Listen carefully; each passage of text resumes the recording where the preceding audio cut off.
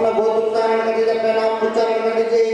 यजमानस्य सकुटुम्बस्य सपरिवारस्य श्री महापुराण यज्ञपते श्री महापुराण पूजनं व्यास पूजनं च वहं करिष्ये। हरि ओम नमस्तु ओम नमस्तु अनंताय सहस्रमूर्ते सहस्रपादाय चिरौर्भावे सहस्रनाम्ने पुरुषाय सहस्रदे सहस्रकोटे उदाहरणे नमः। ओम पांगंद्रवकनास्त्वं इंद्रास्त्वं बृहस्पति तमोकदे सोमो राजाद्वारचपादमुच्यता। अगुं सुनाते अगुं सहो प्रजतं परुकः परहो गन्धस्ते सोमो मदमदाय रसोच्युतः।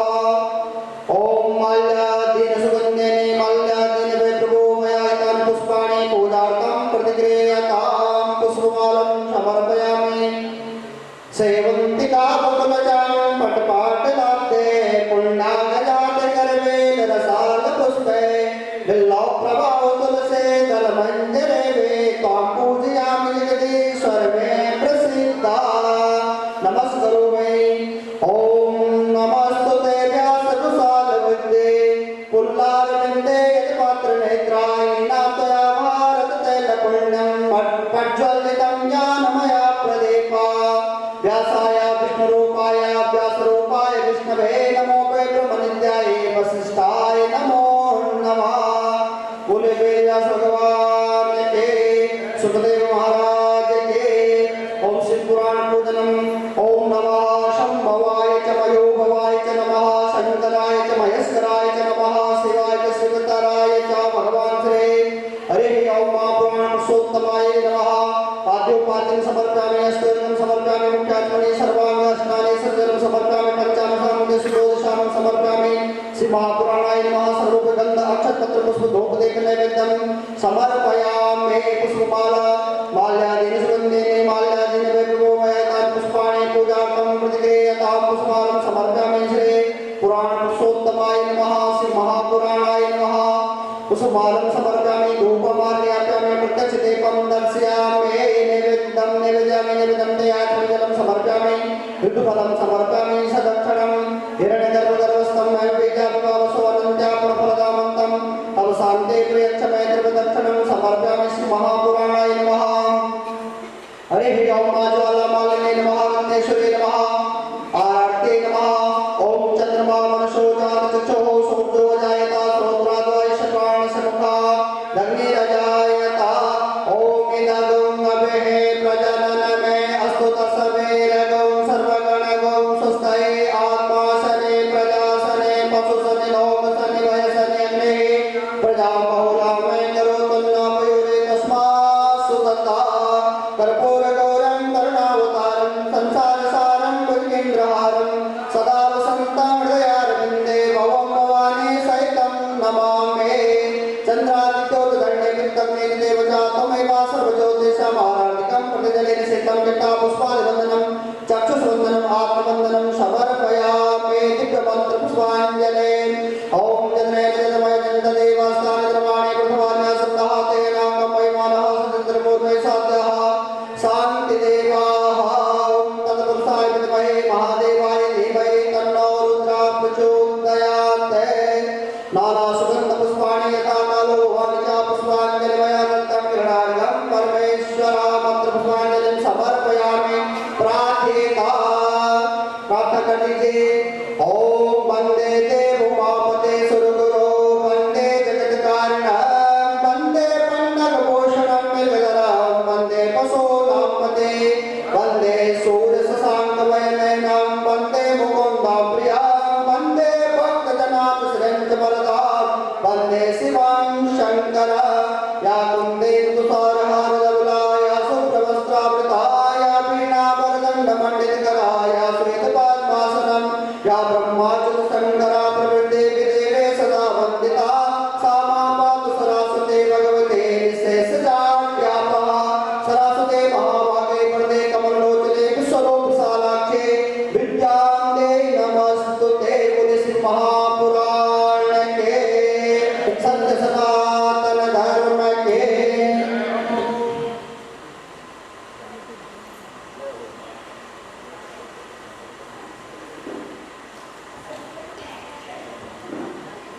ओम श्री गुरुवे नमः सरिहे परम गुरुवे नमः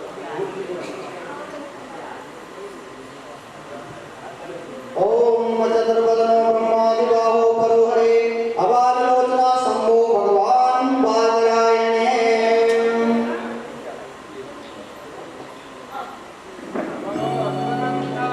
हरे भगवान की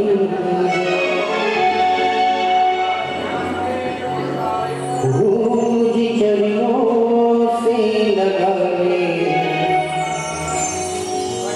मेरे नाथ डमरू वाले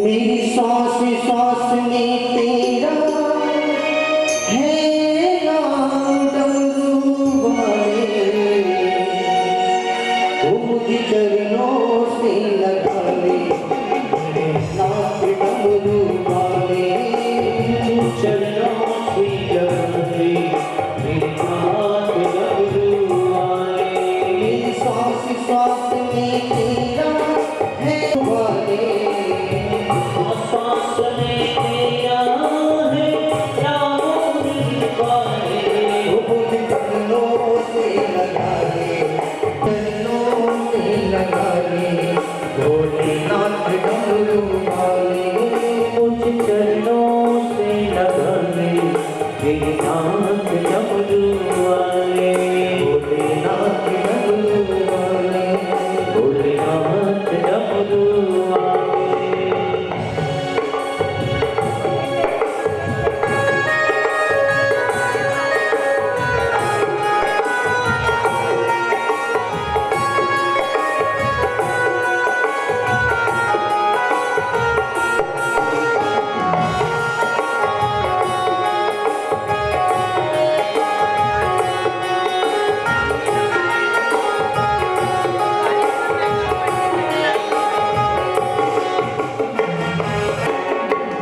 भक्तों की तुमने बाबा बिकता है तारी भक्तों की तुमने बाबा बिकता है तारी मेरी बिकता टालो आकर भंडारी मेरी भी बिकता टालो आकर भंडारी बनाई तुमने हरे काम डमरू वाले बिगड़े बनाए तुमने हर काम डमरू वाले मुझ चरणों से लगा ले भोलेनाथ डमरू वाले मुझ चरणों से लगा ले भोलेनाथ डमरू वाले मुझ चरणों से लगा ले भोलेनाथ डमरू वाले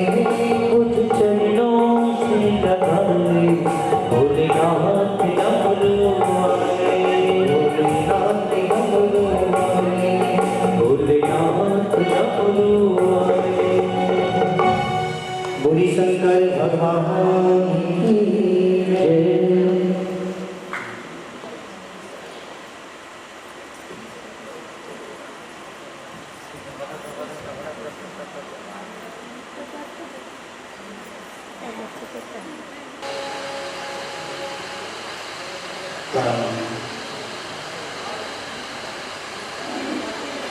मंगलमयी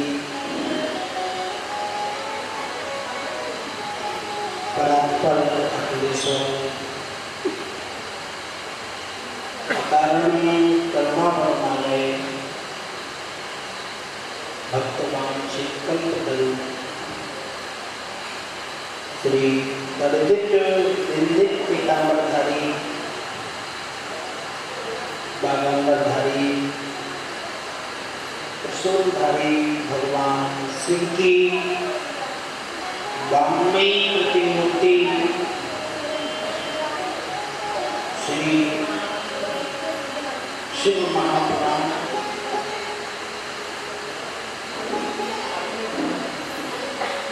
अर्चनीय वंदनीय गाथा स्मरणीय पूज्य श्री सदगुरुदेव भगवान, माता पिता, इनके चरणों में दास का सादर अभिनंदन, वंदन एवं नमन, दंडवत प्रणाम। वास्तविक महापुराण कथा स्थल पे उपस्थित प्रतिष्ठित आवाहित सभी देवी देवता,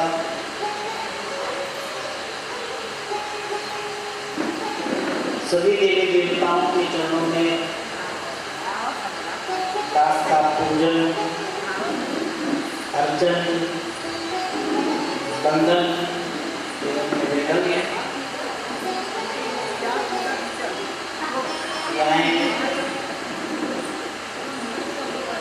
कथा को श्रवण कर हम सब पर कृपा बनाए।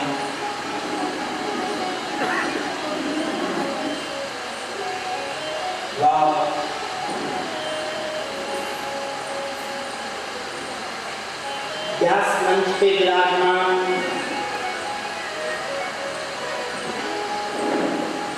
पूज्य संत, जिनका आगमन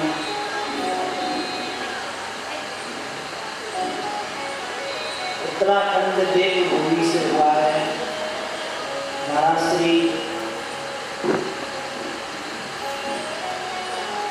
सिद्धवली दास जी महाराज चरणों में दास का सादर दंडवत प्रणाम।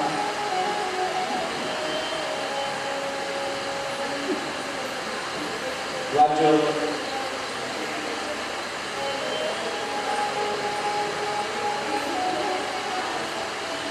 जो आचार्यगण, ब्राह्मण देव बाबा की पूजा अर्चना वंदना आदि में सेवा दे रहे हैं। पूज्य आचार्य, पूज्य ब्राह्मण देव चरणों में दास का सादर दंडवत प्रणाम, अभिनंदन, वंदन एवं नमन।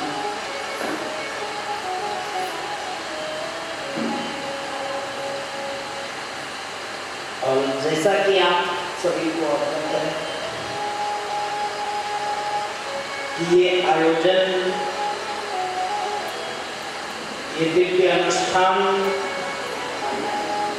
ये भोले बाबा की आनंदमयी, करुणामयी, कृपामयी कथा जो चल रही है,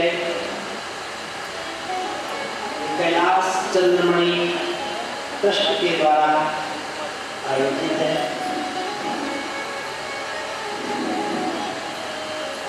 और इस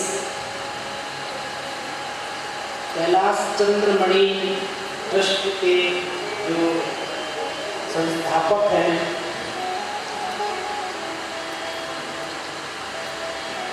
पूज्य आदरणीय वंदनीय पंडित श्री कैलाश चंद्रमणि बेलवाल जी,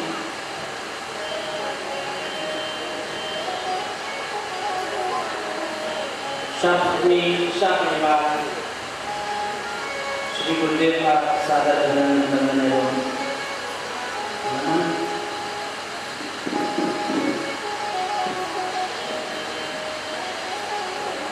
इस ट्रस्ट की जो मुख्य भूमिका में अपनी सेवा देती हैं हमारी मां मूल्य, इस ट्रस्ट की जो सारी व्यवस्थाओं को संभालती हैं श्रीमती देवकी जोशी सती जी, आज बड़ी प्रसन्नता की बात है कि माँ का जन्म उत्सव भी है तो इस पावन मेला में इस सेवा के लिए दास आभार प्रकट करता है। सादर अभिनंदन वंदन एवं नमन और अधिक शुभकामनाएं। भोलेनाथ सदैव कृपा बनाए और आपके हर मनोकामना को पूर्ण करें। आपका व आपका परिवार सदैव भोलेनाथ की चरणों की सेवा में लगा रहे और सदैव आप इसी प्रकार कैलाश चंद्रमणि ट्रस्ट शिव शक्ति दरबार की व्यवस्था को संभालते रहें। सारा अभिनंदन करें।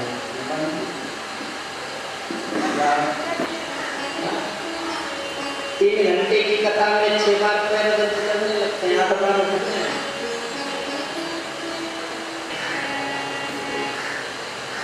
कि मेरे सर पे रख दो बाबा, ओ मेरे सर पे रख दो भोले, अपने ये दोनों देना है तो दीजिए।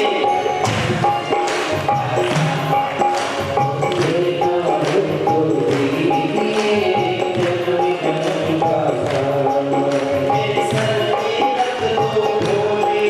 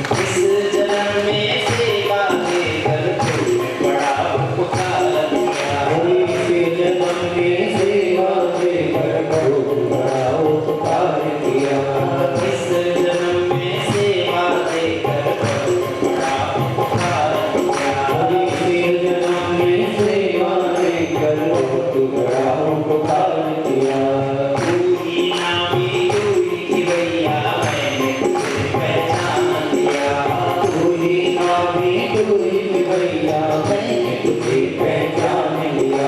अब तू ही ना भी तू ही तो भैया मैंने पहचान तू ही ना भी तू ही भैया मैंने तुझे पहचान लिया। अब साथ रहे जन्मों तक ओ अब साथी रहे जन्मों तक। अब साथ रहे जन्मों तक ओ अब साथी रहे जन्मों तक। बस इतनी रखना ऐसे नहीं खाते दोनों हाथ देना हो तो दीजिए दीना हो दीजिए जन्म जन्म का साथ। दीजिए जन्म जन्म का और देना है तो दीजिए जन्म जन्म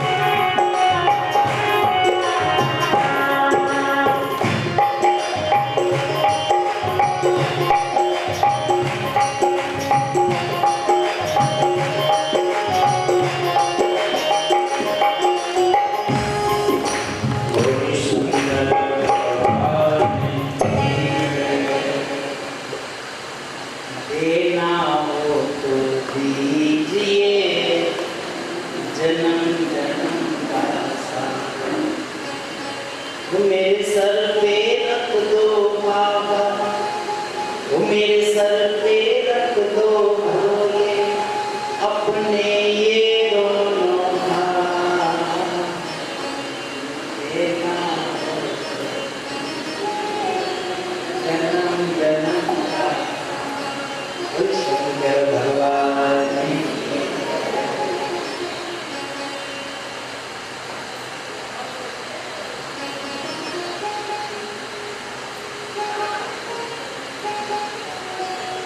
कल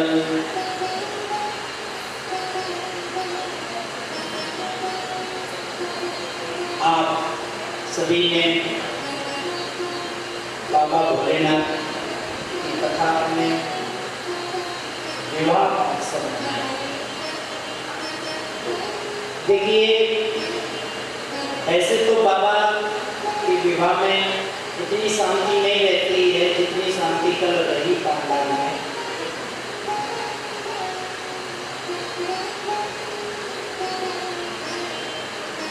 लेकिन समय ऐसा है कि शादी विवाह में जाना भीड़ भाड़ नहीं करनी है। बाबा ने भी ऐसा ही संयोग बनाया कि फिर बाबा की भी शादी वैसी हुई जैसी कोरोना काल में आजकल लोगों की हो रही। 5-7 लोग जाके मेरे डाल के आ जाते हैं। समय की स्थिति को बाबा भी बहुत अच्छी तरीके से समझते हैं। बाबा ने कहा मेरे भक्तों की ऐसी ही शादी हो रही है तो हम क्यों ज़्यादा धूम धड़ाका करें, हम भी एक ही भजन में अपना ध्यान दें।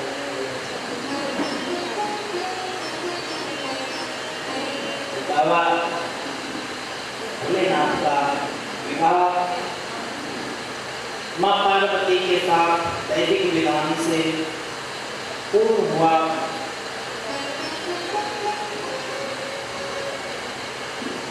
माँ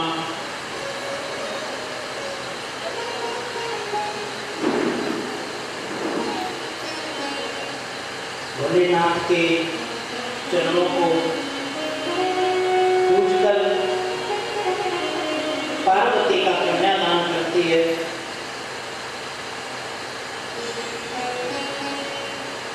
सुंदर स्वरूप है अब बाबा का, ऐसा रूप कि मानो तीनों लोगों की सुंदरता, तीनों लोगों का तेज आज बाबा के ही मुख पर आ गया है। राजा हिमाचल रानी नैना का हृदय आनंद से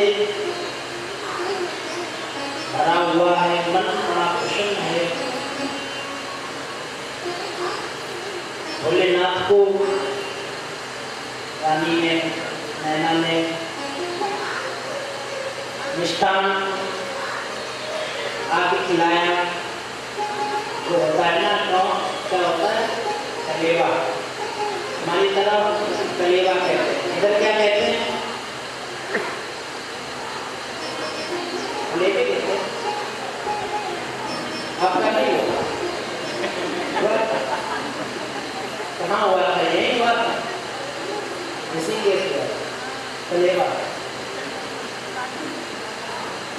ये महाराज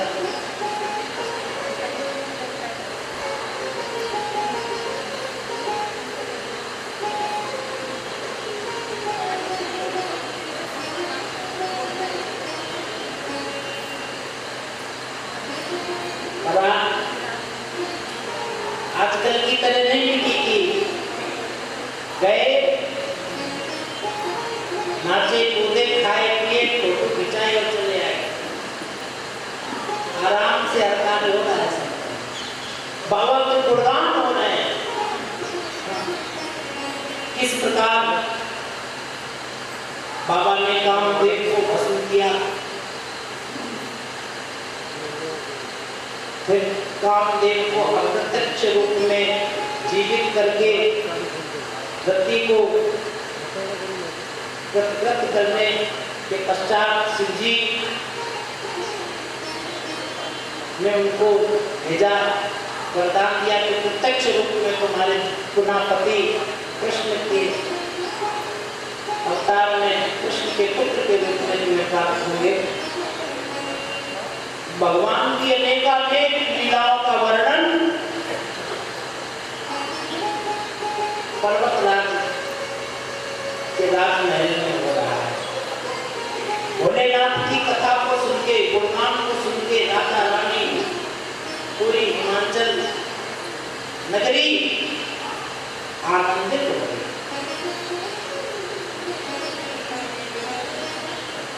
चार दिन भोलेनाथ की बारात रुकी। कहाँ?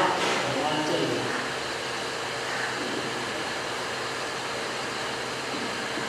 हिमाचल वासी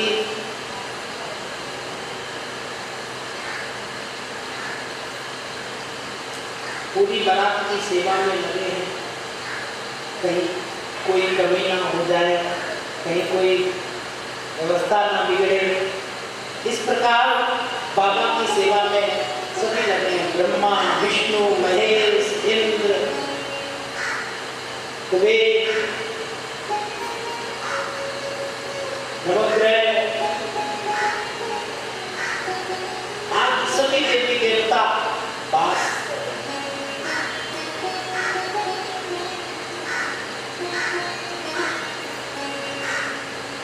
सभी हिमवान के अतिथि का सुख पाकर बड़े आनंदित हो रहे हैं। बड़ा अच्छा लगा।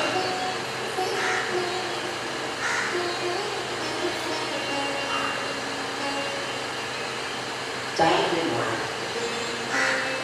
भगवान विष्णु, ब्रह्मा जी भोलेनाथ के पास गए। आप प्रभु सारी रीति रिवाज, पूरा वैदिक विधान पूर्ण हो चुका है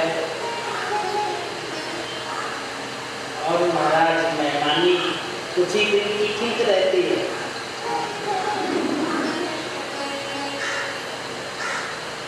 जितना कम रुको उतना ज्यादा सम्मान पाओ।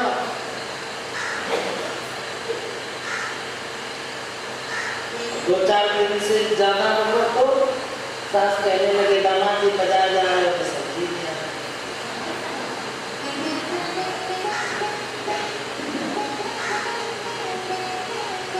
ज्यादा रुकना ठीक नहीं है। बाबा मुस्कुराए, सप्त ऋषियों को बुलाया, सप्त ऋषियों से बाबा भोलेनाथ ने कहा कि जाओ राजा और रानी को कहो जाके कि अब विदाई की व्यवस्था। अब विदाई का समय आ गया है। सप्त ऋषियों ने जाके पर्वतराज से कहा, हे राजन, हे पर्वतराज,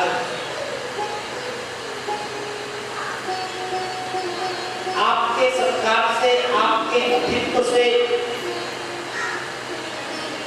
हम सब बड़े प्रसन्न, बड़ा आनंद है हम सब में। जिस प्रकार आपने हमारा सत्कार किया, लेकिन संयोग के साथ योग भी निश्चित होता है। हमारा 4 दिन का संयोग बहुत अच्छा रहा।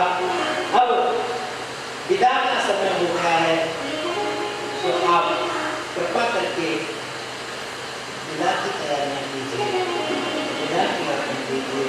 जैसे ही विदाई का नाम सप्त ऋषियों ने लिया, पर्वतराज का हृदय जो पहाड़ों के राजा, उनका हृदय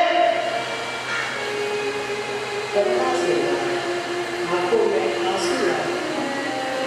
हाथ जोड़ के सब ऋषियों से कहने लगे, भगवान यदि कुछ दिन और रुक जाओ तो आपकी बड़ी कृपा होगी हम पर। आप भोलेनाथ से विनती करो, आप श्री हरि से विनती करो, आप ब्रह्मा जी से विनती करो। आप करोगे तो वो 1-2 दिन और रुक जाएंगे। सप्त ऋषियों ने कहा, क्या होगा?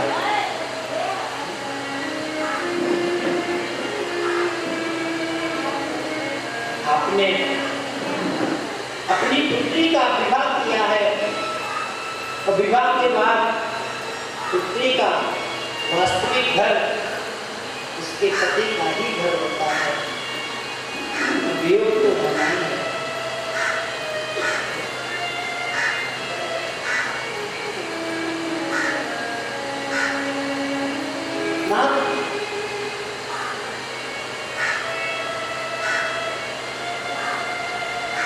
विवाह में सब कुछ बहुत अच्छा है। जब बेटी के विदाई का समय आता है तो कठोर से कठोर व्यक्ति की भी आंखें नम हो जाती हैं।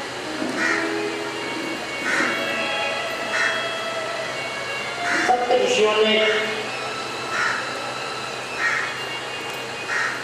विदा करने के लिए पर्वतराज को मनाया। पर्वतराज ने सहमति दी और जाकर मैना से कहा,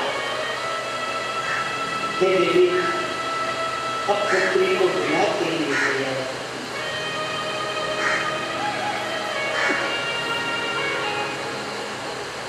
आंखों में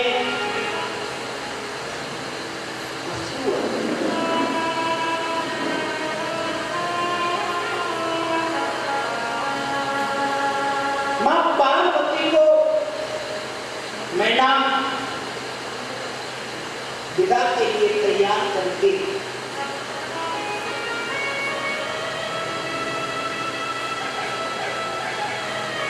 हिमवान के साथ भोलेनाथ के पास गई और जाकर दोनों हाथ जोड़ते हैं बाबा के चरणों में, बाबा से प्रार्थना करते हैं, निधे कृपां कृत्वा शिवां संपादयिष्यसि सहस्रदोषं पार्वत्या आशुतोष क्षमास्यते। हे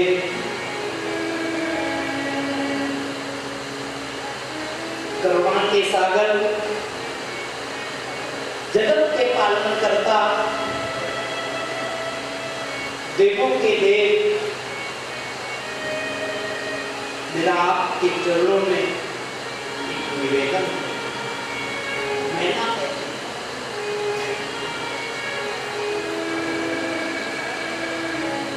मेरी पुत्री बड़ी भोली भाली है, हे महादेव, बड़े लाड से, बड़े प्यार से मैंने उसको पाला पोषा है। मेरी पुत्री अपना ध्यान नहीं रख पाती है, अपने खाने का, अपने पीने का, सोने का, रहने का, अपने विषय में बिल्कुल नहीं विचार करती है। एक करुणा की सागर, मेरी पुत्री का ध्यान रखना है, वो भूखी ना रह जाए, वो प्यासी ना रह जाए, वो दुखी ना रहे, क्योंकि उसके मन में, उसके हृदय में भी कोई दुख भी होता है, कोई बात भी होती है तो वो कहती नहीं है।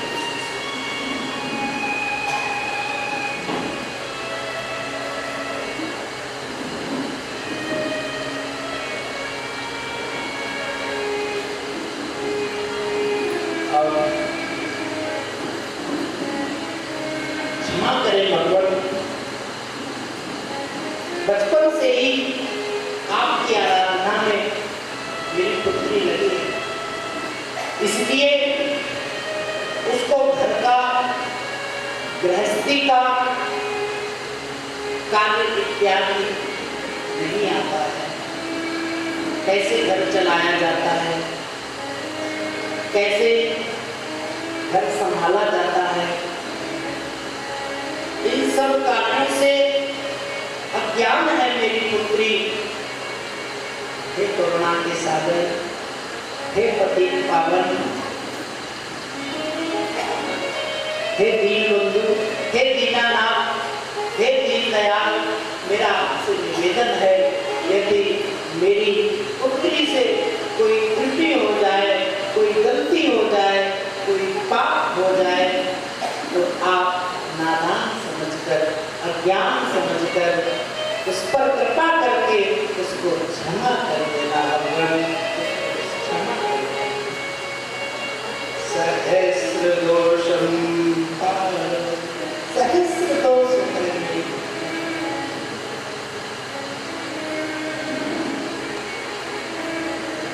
क्षमस्व आशुतोष क्षमा। हे आशुतोष, आप क्षमा कर दो।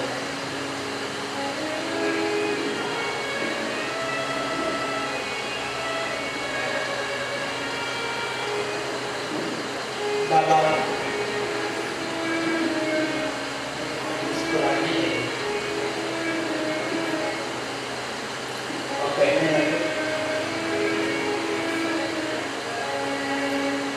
आप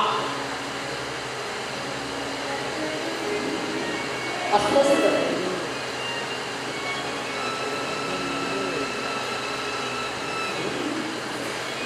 यह मेरी हृदयेश्वरी है,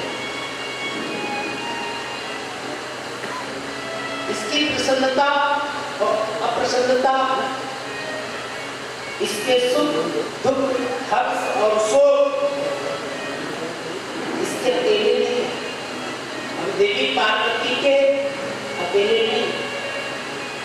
देवी पार्वती की प्रसन्नता में माँ मेरी प्रसन्नता है, देवी पार्वती के हर्ष में मेरा हर्ष है, देवी पार्वती के सुख में मेरा सुख है।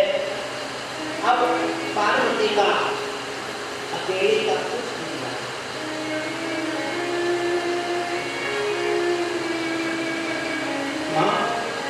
पर पत्नी के शरीर तो भिन्न होते हैं, अलग होते हैं, लेकिन आप दृष्टि से पति और पत्नी अभिन्न होते हैं।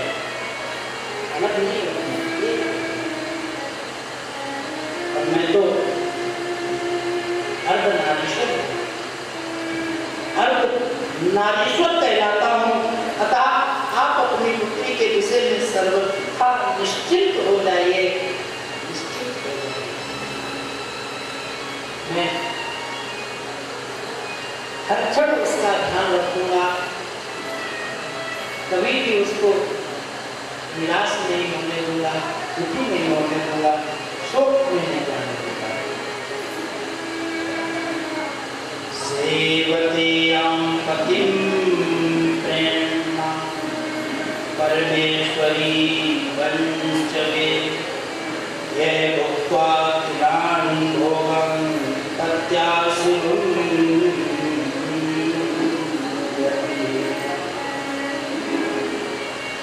राजा इमाम और मैना जाती है।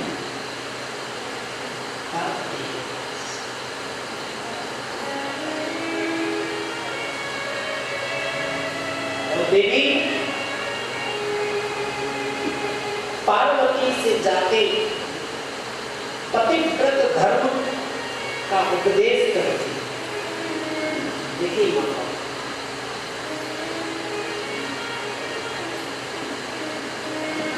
पुत्रियों को शिक्षा माताओं को कैसे देनी चाहिए, पूरी मां मैना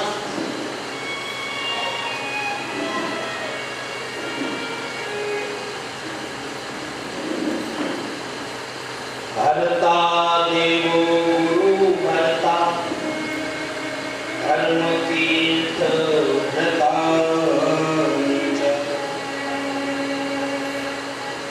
मैना पार्वती से कहती है, हे पुत्री, अभी तक तुम अपने माता और पिता के, और जब तक पुत्री अपने माता पिता के यहाँ रहती है तब तक स्वतंत्र है, लेकिन विवाह के बाद पुत्री का जीवन बदल जाता है। तुम पर अब एक घर का सम्मान नहीं है, अब तुम्हें दो घरों का सम्मान बनाना है, बढ़ाना है। हे पुत्री, तुम्हें पतिव्रत धर्म का पालन करना है। पतिव्रत धर्म की पूजा सर्वश्रेष्ठ है। पतिव्रता स्त्री को अपने पति की ही सेवा में ईश्वर की आराधना देखनी चाहिए। पतिव्रत धर्म का पालन करने वाली स्त्री तीनों लोकों में पूजनीय है।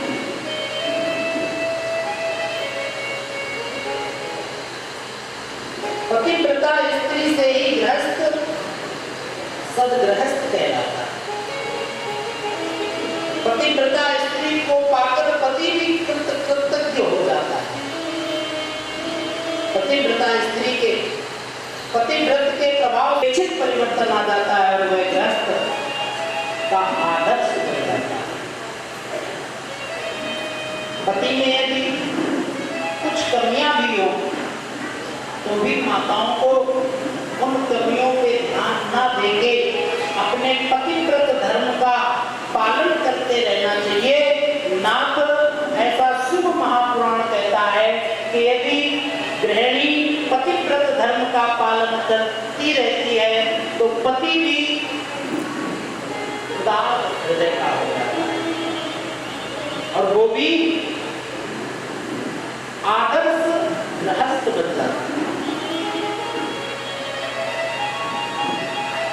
उसके जीवन से बुराइयां समाप्त हो जाती हैं पतिव्रत धर्म की महाशक्ति से।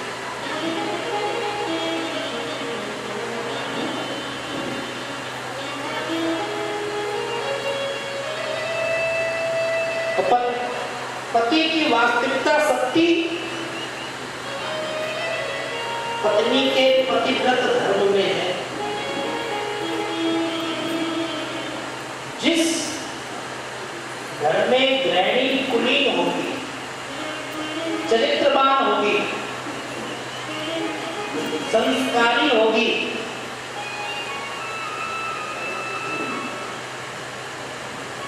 उस घर की वृद्धि कोई रोकने वाला नहीं, उस घर की सुख शांति में कोई बाधा डालने वाला नहीं। और पतियों को शक्ति पत्नियों के पतिव्रत धर्म से प्राप्त होती है, ऐसा कोई मामला नहीं। पतिव्रत धर्म का पालन नहीं करती है, शिव महापुराण कहता है उसका पति सब रूप है, सब है, शक्तिहीन है।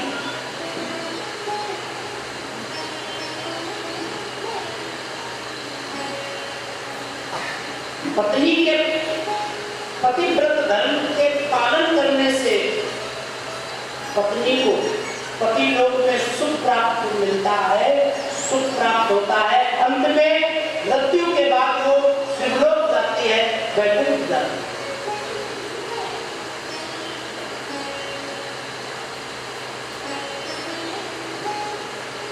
पतिव्रत में कितनी सामर्थ है, इससे कोई आप अनजान नहीं। महर्षि अत्रि की पत्नी अनुसुईया ने पतिव्रत धर्म से ब्रह्मा विष्णु महेश को बालक बना दिया, अबोध बालक बना। पालने में खेलने लगे ब्रह्मा विष्णु महेश।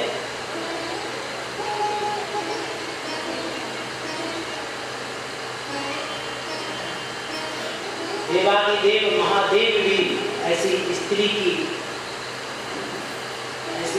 को नमन करते हैं, वंदन करते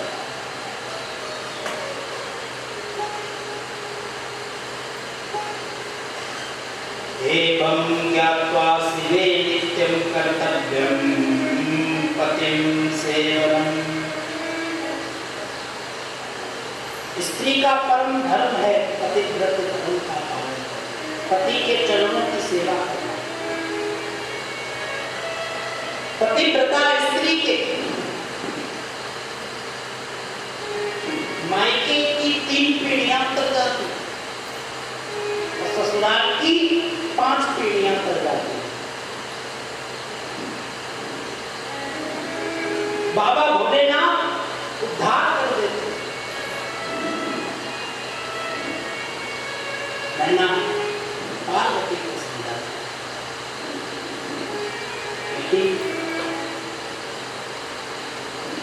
कभी कुछ ऐसा ना करना जिससे तुम्हारे पिता का सब मिल जाए।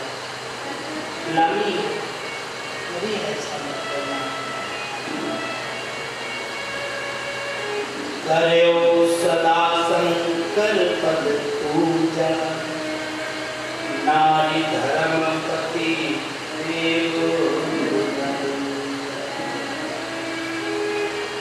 और कोई धर्म है ही नहीं स्त्री के लिए। सबसे बड़ा एक धर्म है तो पति धर्म का पालन करना है। इसलिए पुत्री, अब तुम अपने पति महादेव की चरणों की पूजा आराधना बनना। माताओं को चाहिए कि पति की ही प्रसन्नता के लिए श्रृंगार, आभूषण, वस्त्र इत्यादि धारण करें। हर क्षण वही कार्य करना चाहिए जिस कार्य में पति की सहमति हो। पति की सहमति के बिना माताओं को कोई भी कार्य नहीं करना।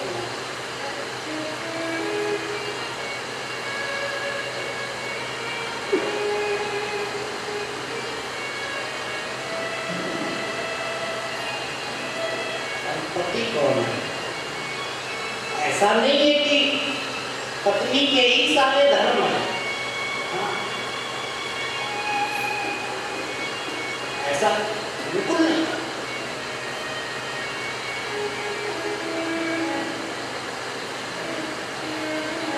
पति वो जो पति के धर्म का निर्वहन करे। पति माने रक्षक, जो अपनी पत्नी के मान की, सम्मान की, अस्तित्व की रक्षा करे।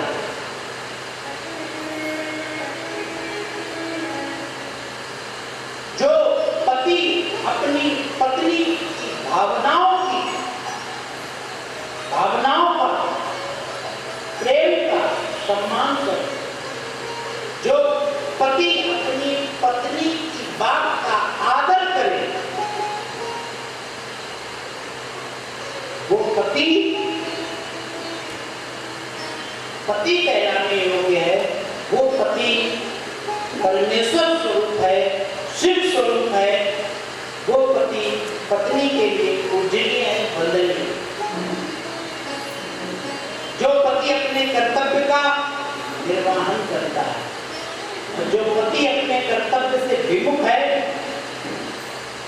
वो फिर उसके लिए पतिव्रता धर्म कोई महत्व नहीं। पत्नी जीवन रूपी गाड़ी के दो पहिए होते हैं।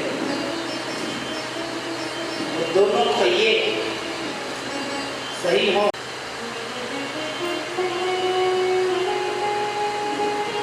राजा हिमाचल को देख के मां मैना भी रोने लगी। मां पार्वती ने माता पिता को रोते हुए देखा तो आंखों से अश्रुओं की धारा देवी पार्वती के भी चलने लगी। पूरा वातावरण शोभा तुल्य हो गया। सभी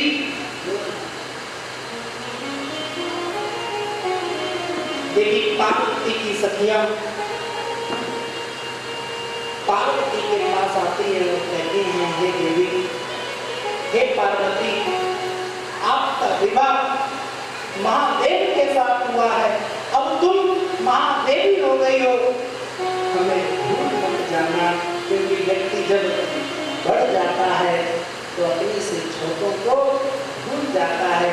हे सती, हे देवी पार्वती, हमें भूल मत जाना।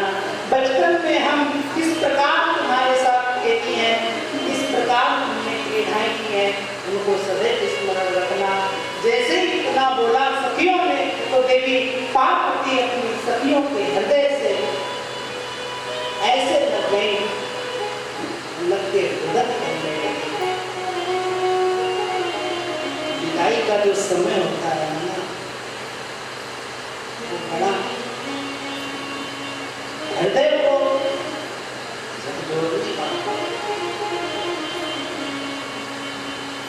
बेटी के विवाह से 3 चीजें प्राप्त हो जाती: श्री, शक्ति और रौनक। पुत्री का विवाह जैसे ही सुनिश्चित होता है, 3 चीजें तत्काल आ जाती हैं: श्री, शक्ति और रौनक। जेब में 1 रुपए भी ना हो और बेटी का विवाह सुनिश्चित हो जाए, भोलेनाथ पता नहीं कहां से कृपा कर दें और बेटी के विवाह में कोई कमी ना रहे, हर तरीके से संपन्न हो जाए। श्री मां लक्ष्मी। शक्ति, एक पुत्री की विदा करने में कितना परिश्रम करना पड़ता है, ये तो उनको पता ही होगा। जिन्होंने अपने जीवन में कन्यादान किया। जिस पिता में चलने की सामर्थ्य नहीं होती है, जिस पिता में बोलने की सामर्थ्य नहीं होती है, वो पिता भी इतना शक्तिशाली हो जाता है पुत्री के विवाह को सुनिश्चित करते ही कि हर व्यवस्था को ऐसे संभालता है जैसे मानो कि उसमें कभी शक्ति का अभाव ही नहीं है। यानी कितनी उसमें शक्ति है, 2, 4, 5 लाते तो नींद तक नहीं आती।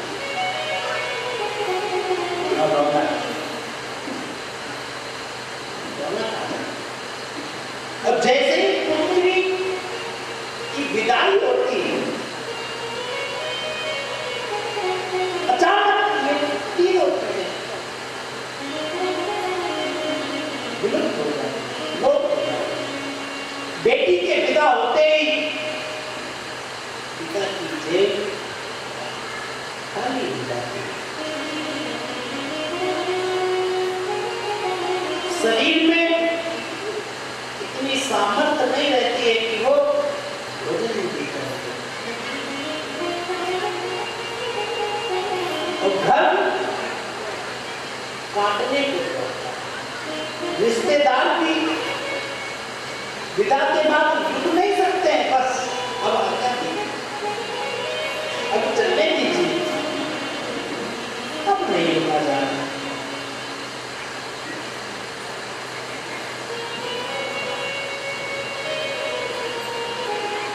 बेटियों के जीवन का त्याग कितना होता है। जिस घर में जन्म लिया, जिस घर में पली, जिस आंगन में खेली, जिनके साथ पढ़ी लिखी, जिनके साथ खेल कूद कर पढ़ लिख कर बड़ी हुई, बड़े होकर अचानक वो घर, वो परिवार, वो सखी, वो आंगन सब छोड़ना पड़ता है और ऐसे लोगों को अपनाना पड़ता है जिनको ना कभी देखा, ना कभी जाना, ना कभी पढ़ा। कितना मुश्किल होता होगा ये समय बहनों के जीवन में, इसका वर्णन तो नहीं कर सकते। जिसकी कोई बेटी नहीं है ना, उससे जरूर मैं निवेदन करूंगा कि अपने जीवन में किसी न किसी कन्या का कन्यादान अवश्य करना। बेटा सौभाग्य से मिलता है, भाग्य से मिलता है, लेकिन बेटी परम सौभाग्य से मिलती है। जब बड़ी कृपा करते हैं भोलेनाथ तब बेटी प्राप्त होती है। बेटी प्राप्त करना साधारण नहीं है। कमजोर हृदय वाले को बाबा भोलेनाथ कभी बेटी नहीं देते हैं। बेटी को विदा करने के लिए हृदय पर पत्थर नहीं, पहाड़ रखना पड़ता है ना, पहाड़ रखना।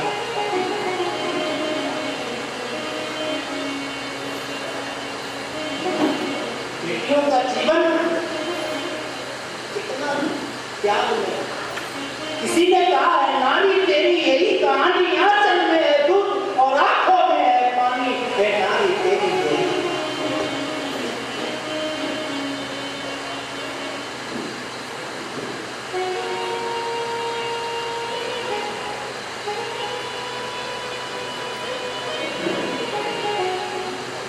जो बेटी कर सकती है वो कभी एक बेटा नहीं कर सकता।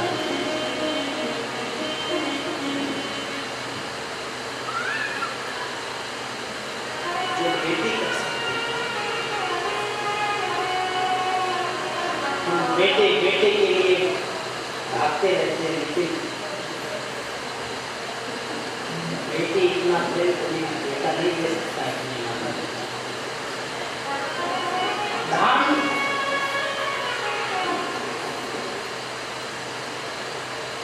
जैसा जीवन होता है बेटियों, धान बोई कहीं और जाती है तो उखाड़ के कहीं और लगा दी जाती है।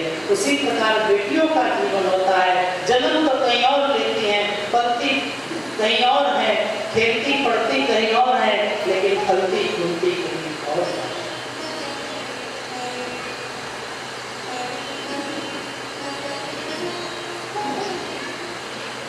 बेटियों का जीवन एक समझदार बेटी की विदाई हो रही है, तो किस प्रकार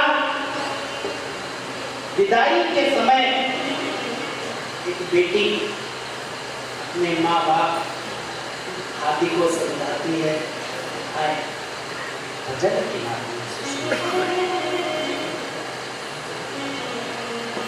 मैं गुड़िया छोड़ी चली मैं बाबुल का घर होके अपने साजन की। मैं गुड़िया तेरे आंगन की, मैं गुड़िया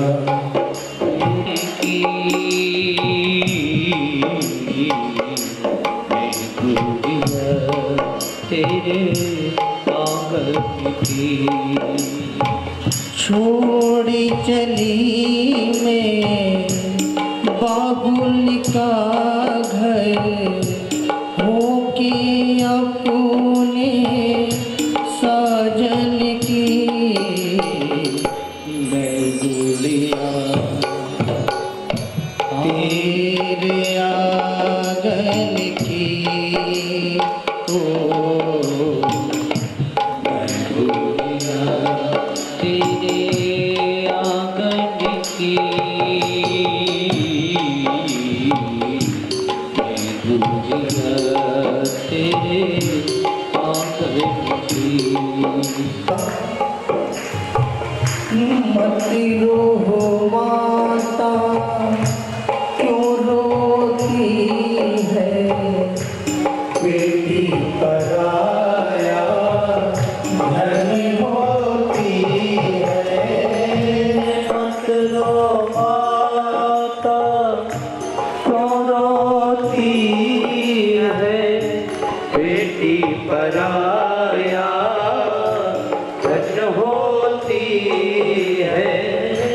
मत रो माता क्यों रोती है, बेटी पराया धन होती है। मत रो माता क्यों रोती है, बेटी पराया धन होती है। ओ धन्यवाद दिया निर्धन की, मैं गुड़िया तेरे आंगन की। मैं गुड़िया तेरे आंगन की। गुड़िया तेरे आंगन की, गुड़िया तेरे आंगन की। आज माँ पार्वती अपनी सखी सहेलियों से निपट के रहती है और कहती है, ओ मैं दुल्हनिया हूँ अंधेरी, माफ़ी करो मेरी सखी की सहेली। मैं दुल्हनिया हूँ अलबेली, माफ़ करो मेरे सखी से। माफ़ी करो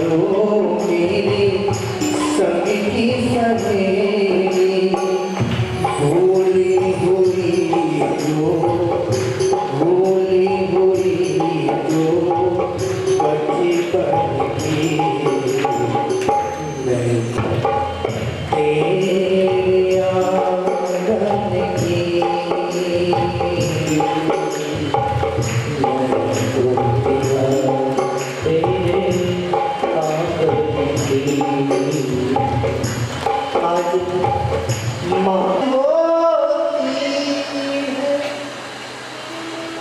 हो धनवान चाहे निर्धन की मैं गुड़िया तेरे आंगन की।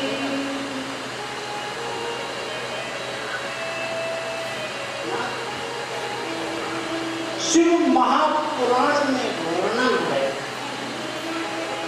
जब देवी पार्वती की विदा हो रही है तो उस विदाई में कोई ऐसा है नहीं जो रो नहीं रहा है। मां मैना तो मूर्छित होकर गिर पड़ी। राजा हिमवान हृदय से मैना को लगाया है। सभी सखियां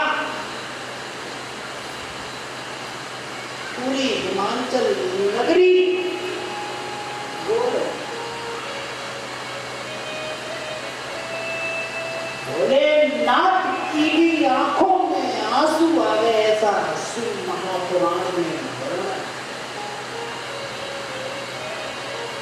ब्रह्मा विष्णु इंद्र कुबेर नंदी श्रृंगी ढंगी जितने शिव के साथ आए थे, जनाती बरात सब हो गए।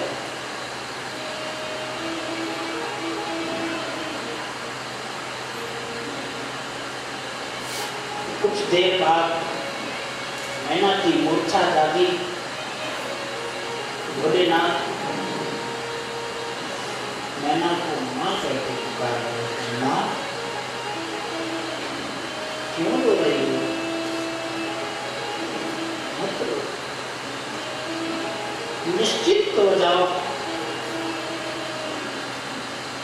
आपकी बेटी कहीं बाहर नहीं जा रही है। जैसी आपके लिए आपकी बेटी है, वैसे ही मैं भी आपके लिए आपके पुत्र समान अपने आप को पुत्र बता रही हूं। दुखी होने की आवश्यकता नहीं है, प्रसन्नता से विदा कीजिए, नहीं तो हम जा नहीं पाएंगे। बाबा करुणा के सागर है, प्रेम की मूर्ति है। मैना कहते हैं भोलेनाथ कि त्रुटि हो जाए यदि मेरी बेटी से तो क्षमा कर देना।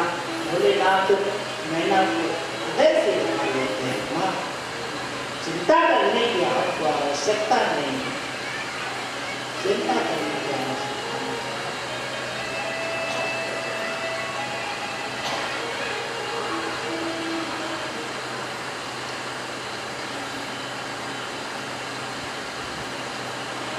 शिव महापुराण जिस घर में स्त्री का सम्मान होता है, उस घर में लक्ष्मी, समृद्धि, शांति, सरस्वती वास करती है। जिस घर में स्त्री का सम्मान होता है, उस घर में किया हुआ पूजन, यज्ञ, अनुष्ठान फल देता है। और जिस घर में स्त्री का सम्मान नहीं है, वो घर घर ही नहीं है।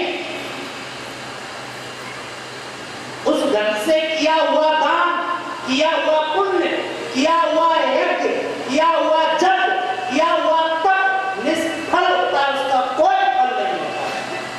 जिस घर में स्त्री का सम्मान है। और जो पुरुष स्त्री पर हाथ उठाते हैं, वो पुरुष कहलाने के योग्य नहीं होता, वो नपुंसक है। ऐसा शिव महापुराण। जो पुरुष स्त्रियों पर हाथ उठाते,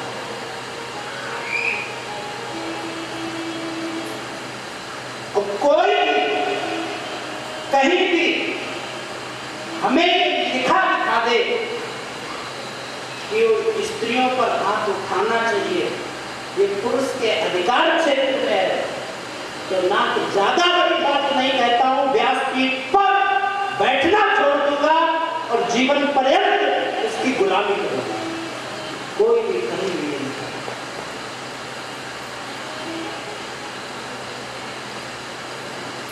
कुछ लोग बैठे होंगे विद्वान यहाँ पर और उनके मन में चौपाई घूम रही है सुंदरकांड, इसमें लिखा है घोर गमार शूद्र पशु नारी सकल ताड़ना के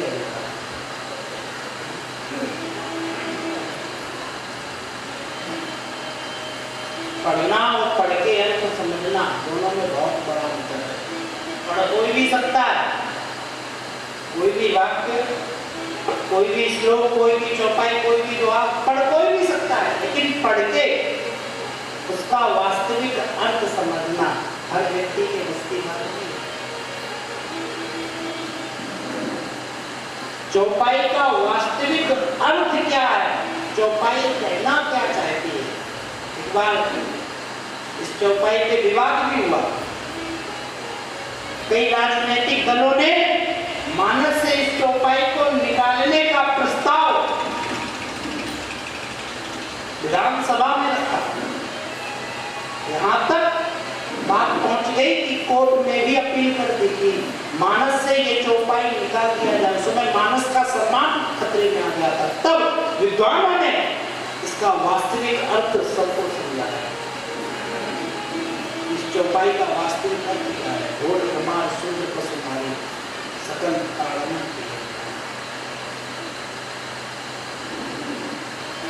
5 चीजें हैं, घोर गमार शूद्र पशु और नारी। 5 के साथ व्यवहार ये कौन सा ताड़ना? सकल ताड़ना के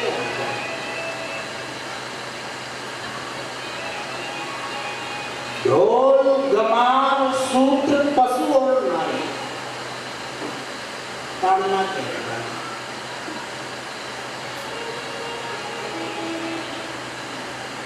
अब ताड़ना का अर्थ पहले से नहीं,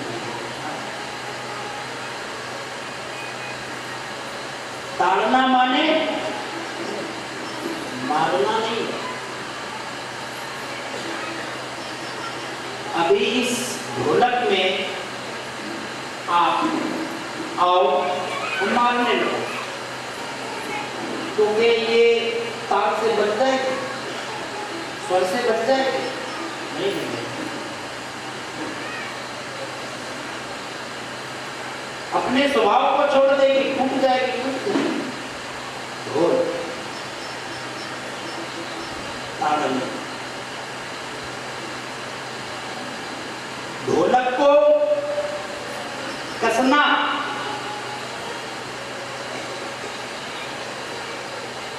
और ताल का ध्यान रखते हुए उसको बजाना।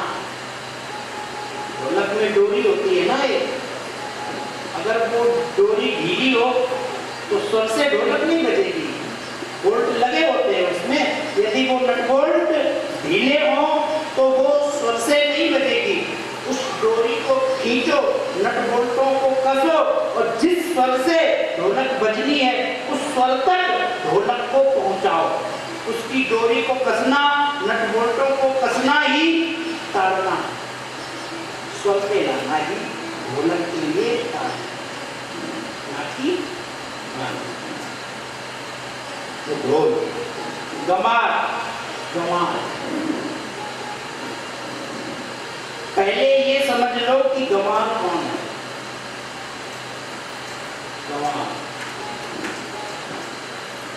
गमार वो व्यक्ति है जिस व्यक्ति ने बुरी संगत में पड़ के अपने ज्ञान को गमा दिया, वो व्यक्ति है गमार। जिसने अपने ज्ञान को गमा दिया, जो अपने ज्ञान को, जो अपने जीवन को जो अपने लक्ष्य को भूल चुका है वो कौन है? गंवार। अब गंवार के साथ यदि आप अभद्र व्यवहार करोगे, उसे मारोगे, तो खुद बच के कहां जाओगे? जरा विचार करके देख लो स्वयं।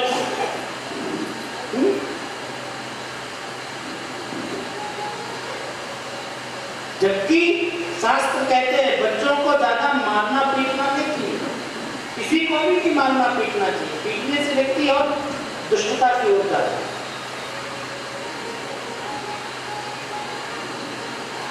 अब जिसने बुरी संगत में पढ़ के अपने ज्ञान को गंवा दिया है, उसको जरूरत किसकी है?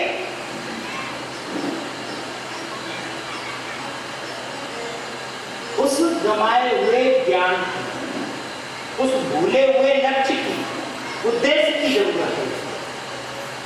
तो गंवार को ज्ञान देना, उसके जीवन का उसे महत्व बताना, उसके जीवन का उसे लक्ष्य बताना ही उसके साथ ताड़ना का व्यवहार है, ना कि डंडा उठा के उसको मारने लगना।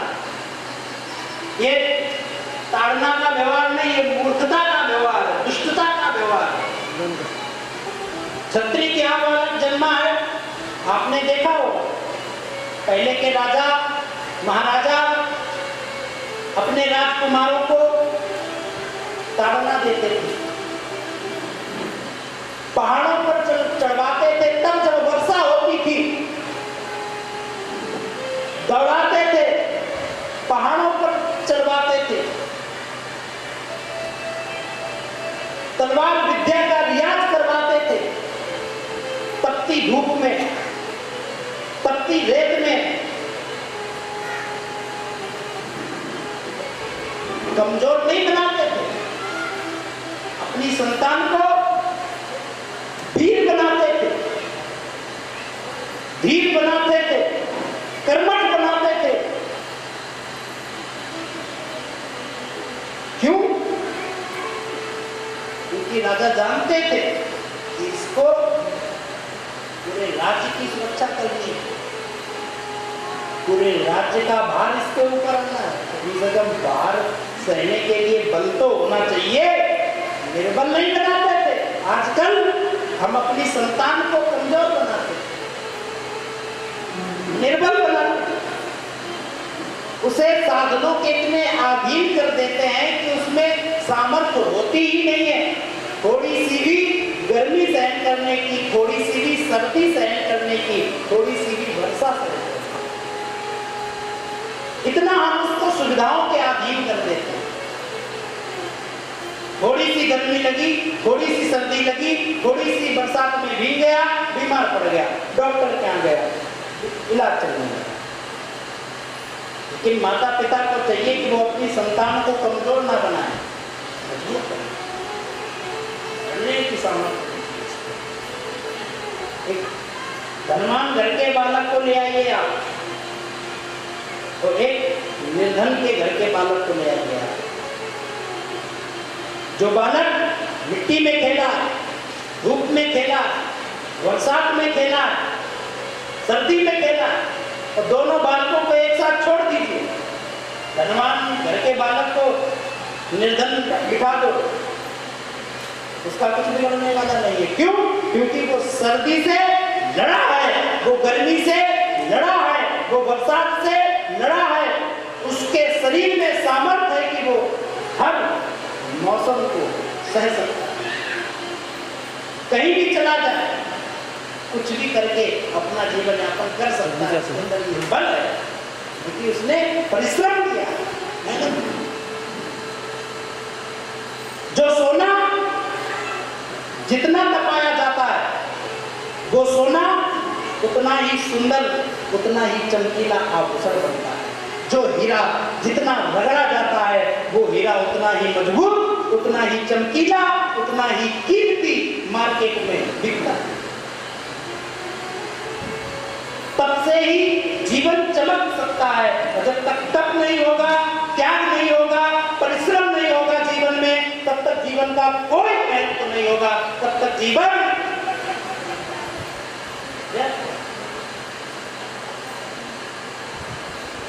यूं ही नहीं मिलती मंजिल राही को, यूं ही नहीं मिलती मंजिल राही को, एक जुनून सा दिल में जगाना पड़ता है। और ऐसे ही नहीं बन जाते आसियाने परिंदों के, भरनी पड़ती है उड़ान, बार बार तिनका तिनका उठाना पड़ता है। ऐसे ही नहीं बन जाते आसियाने परिंदों, एक एक तिनका उठा उठा कर।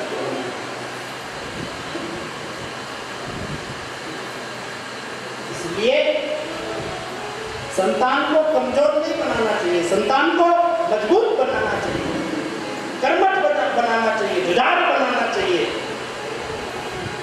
डरे ना, भयभीत ना।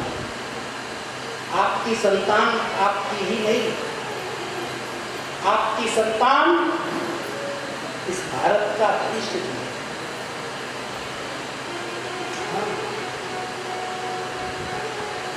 आप भारत के विकास में अपना योगदान दे सकते हैं। अपनी संतान को कर्मठ बनाकर, संघर्षशील बनाकर, शिक्षित बनाकर, संस्कारी बनाकर, भारत का एक अच्छा नागरिक बनाकर अपनी संतान को आप अपने भारत के विकास में अपना सहयोग दे सकते हैं।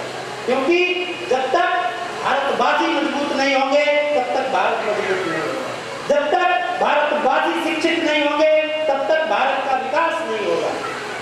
रोड नाली सड़कों से देश का विकास नहीं होता है। देश का विकास होता है देश की मानसिकता, देश की संस्कृति से, देश की सभ्यता से, देश की भाषा से, देश की शैली से, देश के उद्योग से।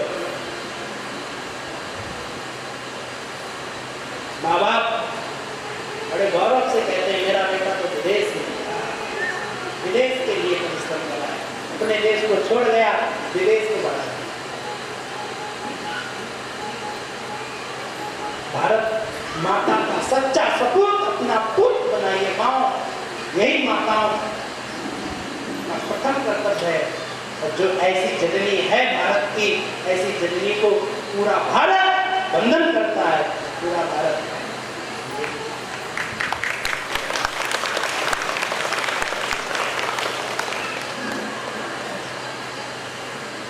तो चर्चा चल रही थी सूत्र, जन्मतः जायते सूत्र, जन्म से हर व्यक्ति सूत्र।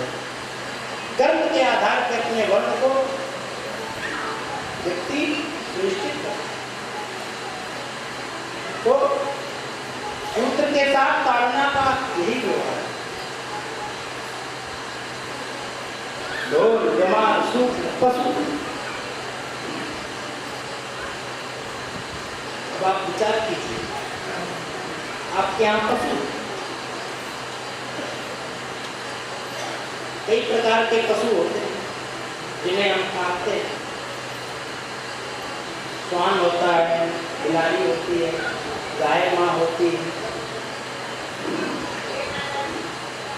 अब आप बताइए, आपके यहाँ तो पशु बना है कि आप उसे मारेंगे, पीटेंगे?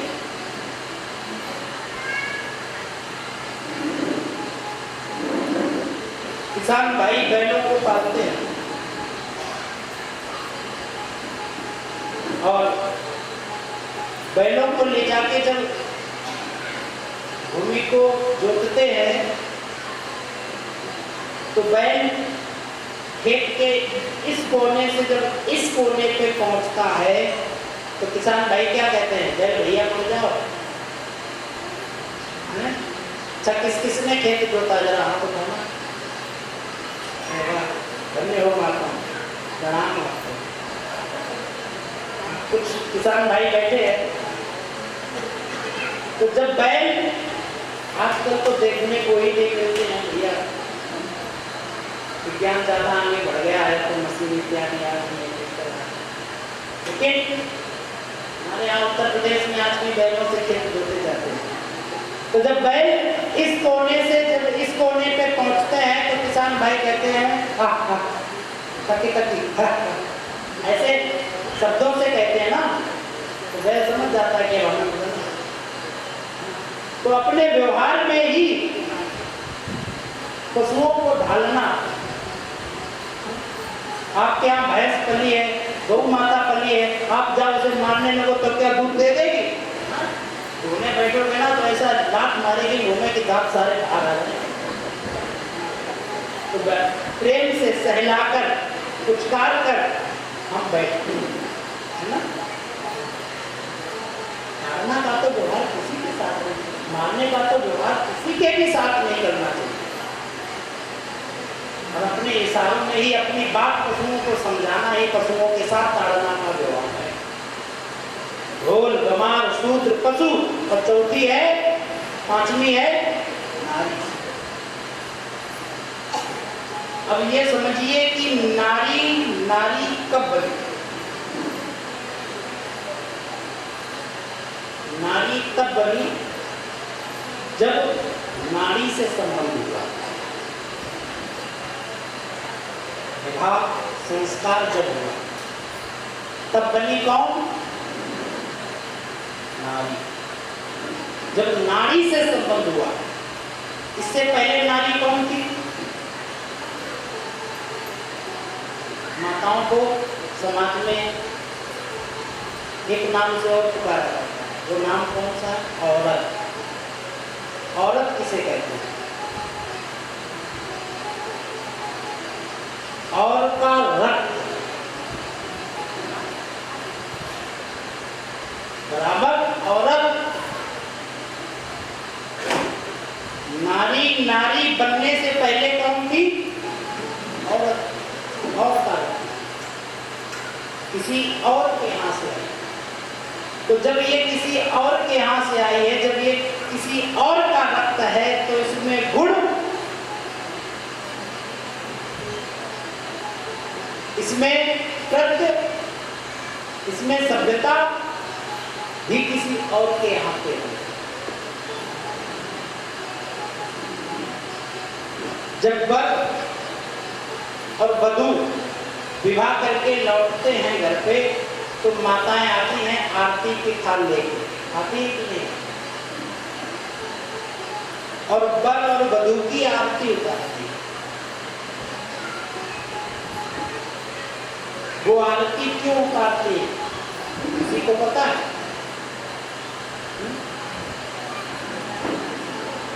क्या कहते हैं उस आरती को,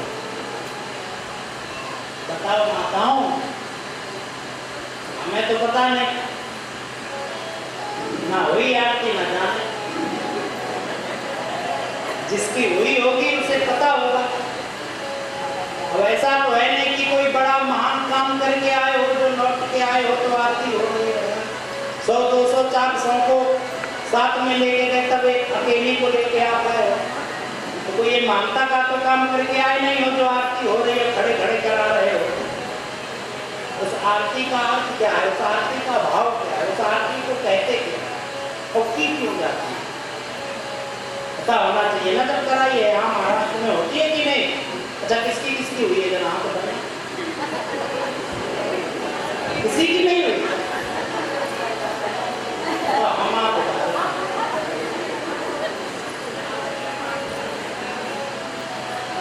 बाबा मानस में कहते हैं, परछन करण चली महातारी, उस आरती को कहते हैं परछन।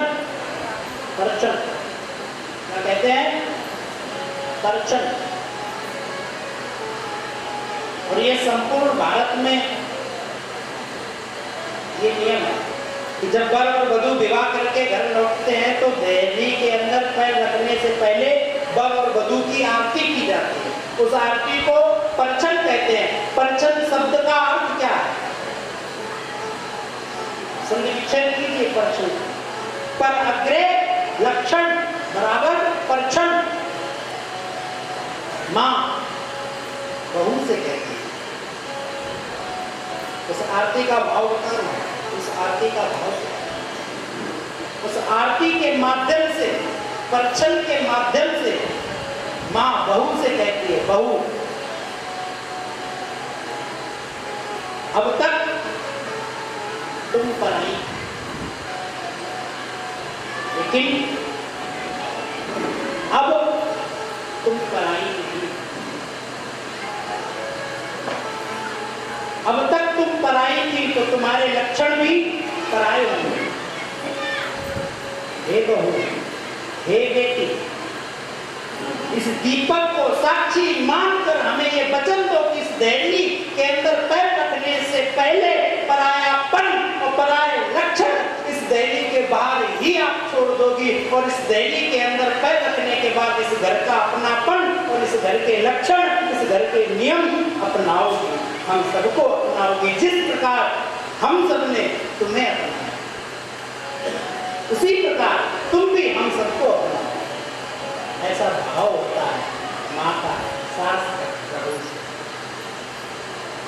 दीपक को साक्षी मान के परछन कहते हैं। तो औरत बाद में कहलाई, नारी बाद में कहलाई। नारी कहलाने से पहले स्त्री को औरत कहा जाता है। और का रक्त, तो और के रक्त होगा तो और के लक्षण भी होंगे। अपने घर में ढालना उसको, अपने घर की सभ्यता, रीति रिवाज, नियम, कायदे, कानून समझाना ही स्त्री के साथ ताड़ना का व्यवहार है, ना कि मारने का व्यवहार है। ना शब्द एक है, एक शब्द के कई अर्थ होते हैं, कई अर्थों का एक शब्द होता है। ऐसा हिंदी का नियम, हिंदी में एक शब्द का एक ही अर्थ है।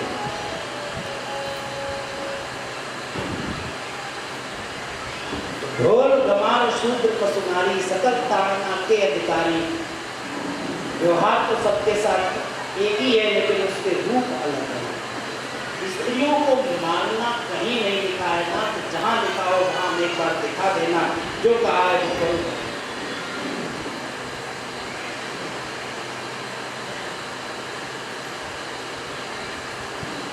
आज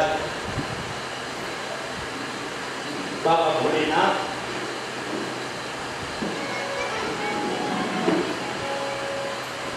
शांत करते हैं और देवी पार्वती की विदा होती है, कैलाश की ओर प्रस्थान करते हैं। बाबा सभी देव गंधर्व गणों के साथ ब्रह्मा विष्णु आदि बाबा कैलाश जा रहे हैं। और तब तक पूज्य चरण आदरणीय सम्माननीय वंदनीय प्रातःस्मरणीय श्री रघुवीर दास जी प्रभु जी हम सबके बीच में पधारे हैं, जो कि इस्कॉन मंदिर जूही मुंबई से है। संतों का आगमन, महापुरुषों का आगमन कल्याणकारी होता है। सेवक सदन स्वामी आगमन मंगल मूल मंगल करुण। सेवक के यहाँ स्वामी का आगमन हुआ है, ये मंगल करता है, मंगल को होने वाला है। महाराज श्री के चरणों में दास बार बार पर्वत प्रार्थना करता है कि आए और आकर हम सबको कृतार्थ करें। पूज्य महाराज श्री सभी भक्त एक बार ताली बजाकर महाराज जी का रघुवीरदास जी पवित्र मंच पर पधार रखे हैं। हम आपका स्वागत करते हैं, अभिनंदन करते हैं, वंदन करते हैं।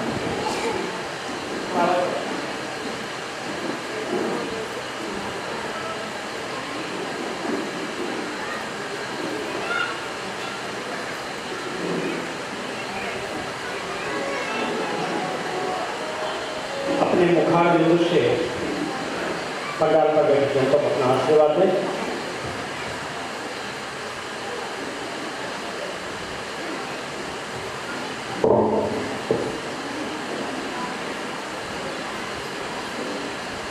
गोविंद जय जय गोपाल।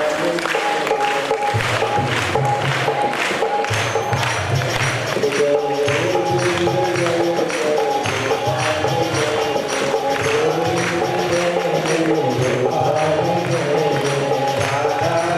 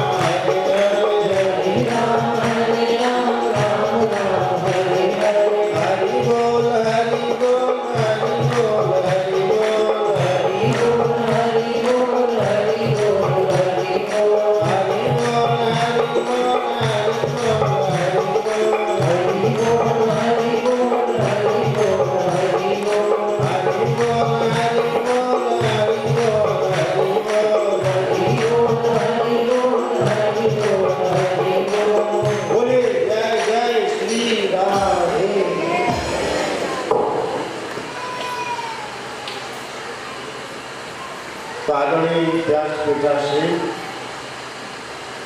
हमारे दिलवाल जी, रतोई जी और सवाल जी, शिव पुराण महाकथा आज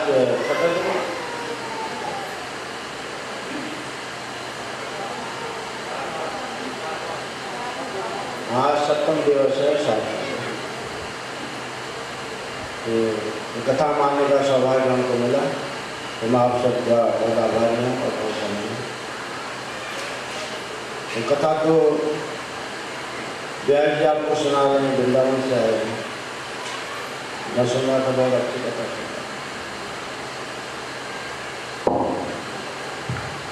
ये साउंड ठीक है।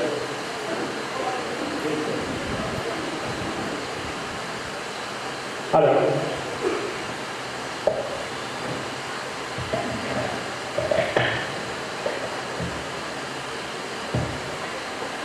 हरे कृष्णा हाथ खड़ा करिए।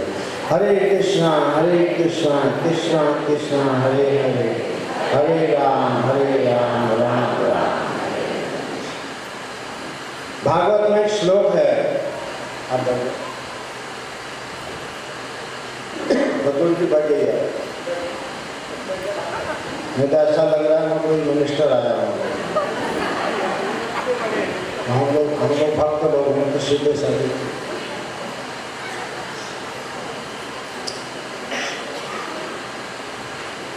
भगवान कहते हैं उद्धव से, निर्देहम आद्यम सुलभम सुदुर्लभम प्लवम सुकल्पम गुरुकान्धारम मयानुकूलेन नभस्यते दीपम पुमान भवाब्धि न तरेक्ष आत्मा। ये जो मनुष्य शरीर है ये पाना बहुत कठिन है, कहते हैं भगवान कह रहे हैं उद्धव से। निर्देह माध्यम सुलभम सुदुर्लभम, कि मनुष्य का शरीर बहुत दुर्लभ है पाना, लेकिन मिल गया। हम जो लोग भाग्यशाली हैं, हमको मनुष्य शरीर मिला। सुदुर्लभ है लेकिन सुलभम मिला। प्लवम सुकल्पम गुरुकान्धारम, और मनुष्य शरीर पाने के बाद भगवान के भक्तों का संग भी मिला, गुरुकान्धारम। मयानुकूलेन नभस्यते दीपम, अब मनुष्य शरीर मिला, साधु संग मिला, कथा सुनने को मिली, कीर्तन सुनने को मिला। अब इसका लक्ष्य क्या है, गोल, कि भगवान के धाम जाना। धाम कहाँ है? वैकुंठ कहते हैं, स्वर्ग कहते हैं, गोलोक वृंदावन, 14 भुवनों का वर्णन है। तो मनुष्य योनि पाके और कथा सुन के अगर हम 84 लाख योनियों से के फेरे से अपने को मुक्त नहीं कर सके, मयानुकूलेन नभस्यते दीपम, भगवान करें संसार को पार करना बहुत कठिन है, लेकिन मैं ऐसी हवा, ऐसी लहर चलाऊंगा कि ये जीवन रूपी नैया भी पार हो जाए। लेकिन इतना व्यवस्था होने पर भी जो जीव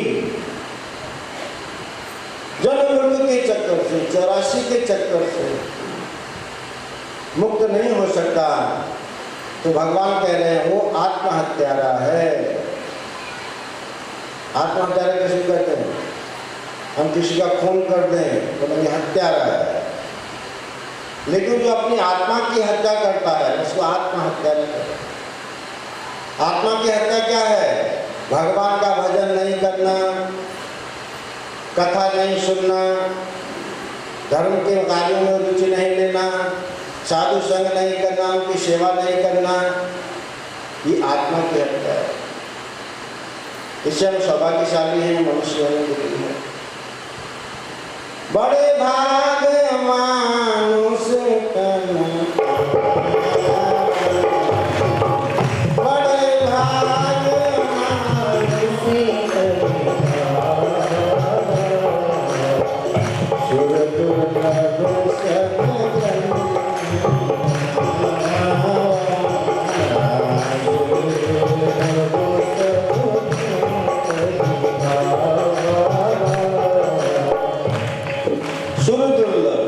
देवता लोगों के लिए भी कठिन है।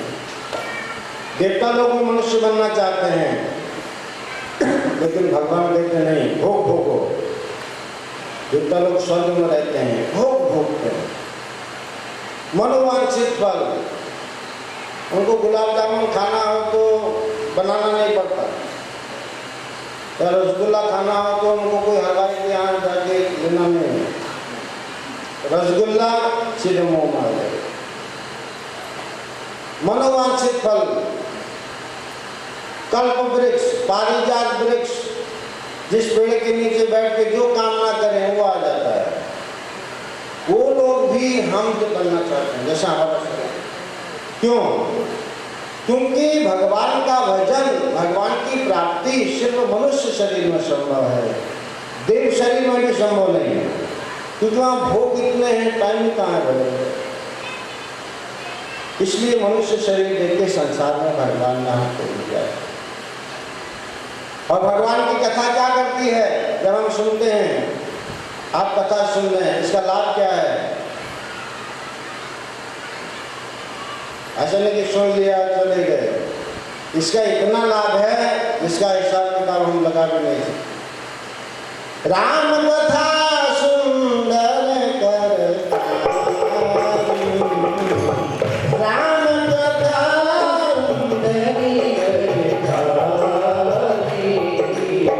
संशय भी हग